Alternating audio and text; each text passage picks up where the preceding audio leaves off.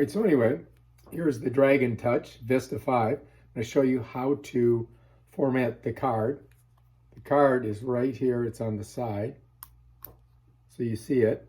When you put the card in, you've got to put it facing this direction, gold up. And then it's kind of tough to get it in. I got a long nail, so I might be able to get it in. I have to push it hard. I got it in there. Then we're going to turn it on. Holding this. Comes on. Then what you got to do is you're going to go here. You're going to click this icon right at the bottom. Then you're going to click it again. Then you're going to scroll up